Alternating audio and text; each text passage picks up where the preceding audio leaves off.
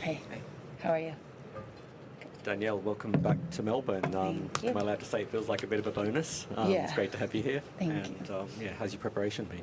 Yeah, it's been good. I wasn't doing so well at United Cup. I mean, obviously the team was doing well, but I was struggling with a bit of a respiratory thing that was going on. So that set me back a few days, but I was really happy to kind of get some of my stamina back before Adelaide and then get a match in. So that was really nice. So the last couple of days have gone well, getting adjusted to the heat and the conditions and just getting my feet under the ball and getting more reps in. So Questions?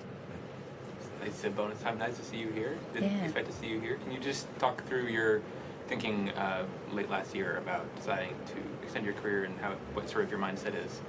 Yeah. I guess about what's left ahead of you and how you're approaching it. Yeah, I mean, I feel like at this point it's kind of just a bonus while I kind of figure out next steps with everything with wanting to start a family and figuring out that process, which I think will seemingly be more complicated as I've learned in the last couple months, unfortunately. I mean, it's been nice being back on tour and having the time to be around my friends on tour and having that support system. I think all of the players are aware, of more of the details of kind of what's going on with my health. But yeah, just having that support system's been really important. I mean, obviously I was looking forward to trying to start a family right away and to, start a new chapter. But sometimes these things get thrown at you and in different curveballs.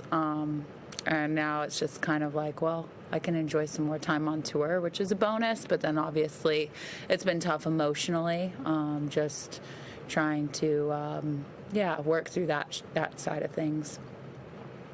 You have, just to pick up on that last part, you have lots of different interests and lots of different ways of spending time.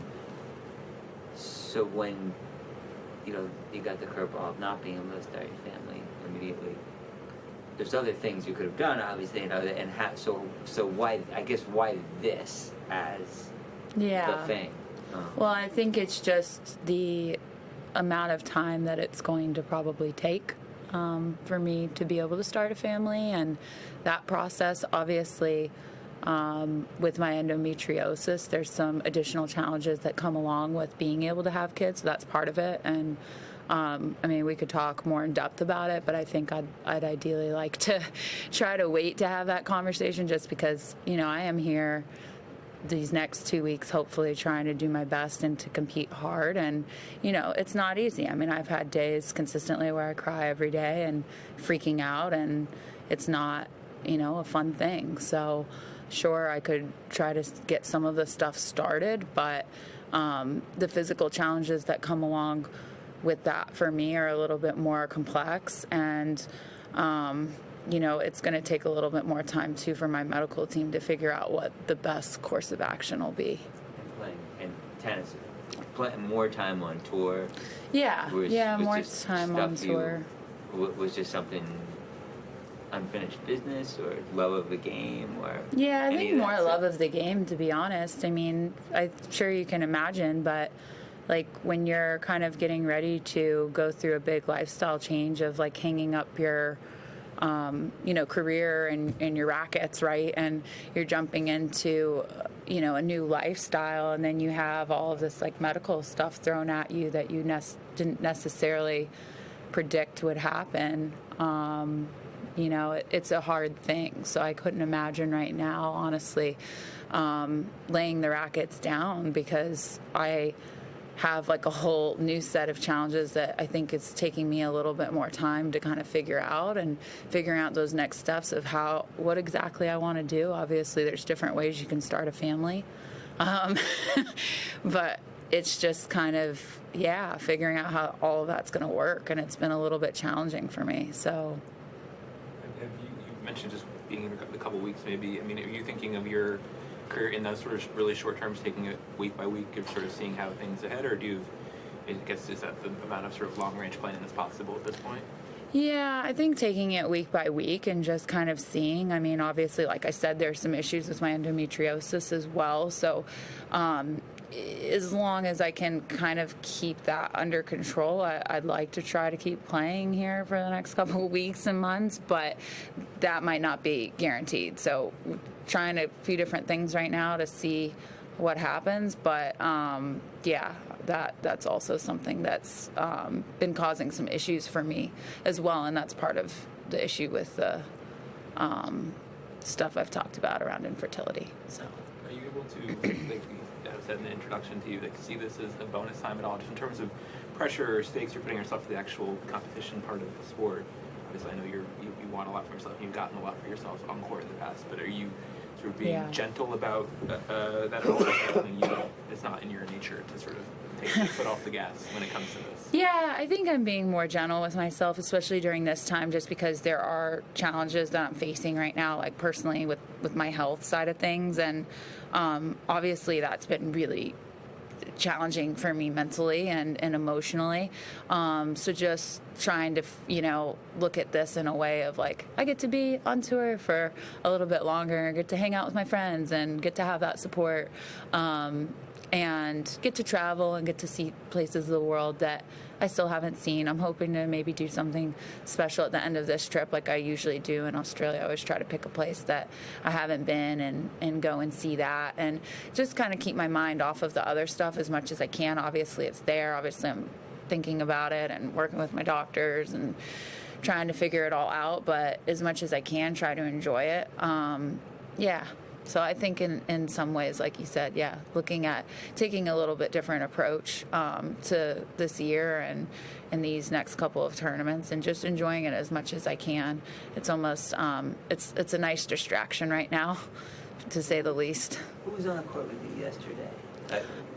Yeah, working with Coach Adham. I've been working with him a little bit during the off season, and yeah, it's been going pretty well. What's his name? Adham. Adham? Yes, So he's now- from Egypt. Yes. Right. So yeah, it's been great working with him, and just a little change up, and he's been great. We've played lots of sets together. He helps me on court, and yeah, new partnership. Was he? Yeah, he's assistant coach at Tufts. Yeah, so yeah, and he played at Tulsa, so quite a great college player. Yeah, so it's been good. We've had a good little partnership so far. We just started here in United Cup was our first event together, so that week I wasn't doing so well physically. This respiratory thing I had, it's awful, and he was so helpful during that time. And I think that's where with the coaching, that's one of the most important things, aside from having somebody that's knowledgeable and has their expertise on court. You want to be around someone that's a great person and can help you during those challenging times, like when you need somebody to go do a 9-10 p.m. Grocery store run, and you need some bone broth, or you need some garlic and lemon. It's like it's nice to have this type of person on the road that can be so helpful and caring when things aren't going well for you. Wondering, with how you sort of had announced your intention to stop last year, was there any part of it that was tough to come back just from that side of saying, like, I sort of said one thing, but now I'm starting to change and I'm changing it? I don't know if that was causing any hesitation for you, or I don't know if that was something that was at all not nothing that would stop you, but something just to think of, like, hope it's not awkward to sort of be back beyond when I said I would leave. I don't know. Yeah, like worrying about what other people think, or to a certain. Which maybe isn't your thing, but I'm just wondering. Yeah, like just in terms of saying this was gonna be your last year, and then changing. I guess that. Yeah. Well, I mean, I think with anything in life, like, things change, and obviously things with my health kind of changed, which was surprising, but then at the same time, I guess not surprising in a way, because of what I've been dealing with for the last couple of years with my endometriosis and how that affects fertility for many people. So, no, not really. I mean, I think you guys all know me pretty well at this point, and I really don't care what people think. And I know I said I was retiring, but unfortunately, life threw me some curveballs, and here I am, just trying to enjoy it a little bit longer. And I think it's important to note too, I've been doing this for 7-8 years. My closest friendships are a lot of the women on tour, a lot of the people on tour. And so, you think about that lifestyle change when you're going through something that's so challenging emotionally, and then to not have that support system, that's that's yeah, it's a lot. So I'm glad that I can keep doing this for a little bit longer and have that. Sorry, Howard, go. Let's get these guys. Charlie. Hey Daniel, great to see you here. Just wanted the handshake has been a talking point. I just wanted to ask you about it, like in general, because you say like for you, I think always being sincere is really important. Is it a weird thing that tennis has this thing where you're like trying to kill each other for a couple of hours, and then it's like, oh no, go and now pretend you like each other? Like, what do you think of the tennis handshake? Well, you know, I think, right, like, I think we all compete hard against each other and we give it our all. But I think for the most part, I think most of us are pretty cool about, like, shaking hands with each other at the end of the day. And look, like, I'm a human. Like, I have, like, you know, situations I like, situations I don't like, things that happen, right? And, you know, all these memes keep coming up on my Instagram of, like, you know, my face, you know, my face says it all, but, like, you know. And so, I mean, I'm just somebody that's, like, pretty genuine about what I'm thinking and feeling. And I also, you know, laugh at myself, too, because I know that I can be this way. And I know that it's not always the greatest, but I try to, like, poke fun at myself and not take myself too seriously, and like, I honestly, like, encourage, like, other people to do the same, because I mean, at the end of the day, if, like, we can't laugh at ourselves about things and, like, take things lightheartedly, like, what the heck are we doing? You know, like, I feel like so much gets taken out of context, and you know, fans think that they know players personally. They think they know all the ins and outs of what takes place on a daily basis, but the reality is they really don't. And yeah, I just think at the end of the day, I am trying to just make fun of myself now, because I just, yeah. Obviously, you're going through a medical condition, and that must involve a lot of medication as well. So given what happened with Iga lately, so are you also now more cautious of what you consume? She mentioned yesterday that, you know, she's keeping batch numbers and everything. So Yeah. are you also more cautious when it comes to medication? Because if it's contaminated in the production, no one really, you know, can do anything about it. So. I mean, all my vitamins and supplements are third-party tested, and they always have been. I only take supplements that, have like that NSF for Sports certification or informed choice, and yeah, that's just been a practice that I've done throughout my entire career. I'm not sure about the connection you just made between medication for endometriosis and what you're... No, but that she was taking something that was contaminated in the production. I see. Yeah, so you never know, like, what medicine comes through and you consume something and you don't have control over it. So are you being extra cautious right now? I'm being as cautious as I've always been.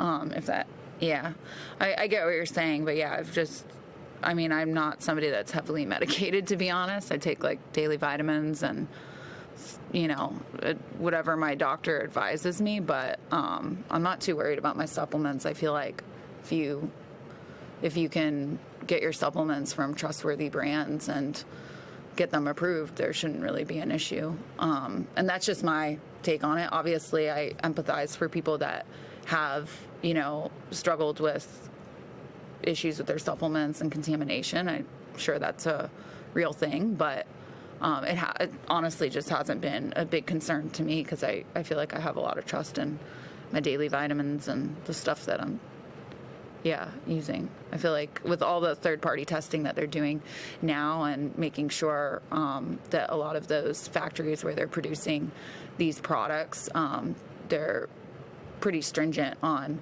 what can be made in those facilities, and so it hasn't been something that I've been fearful of. Anything else? Okay, thank you. Yeah.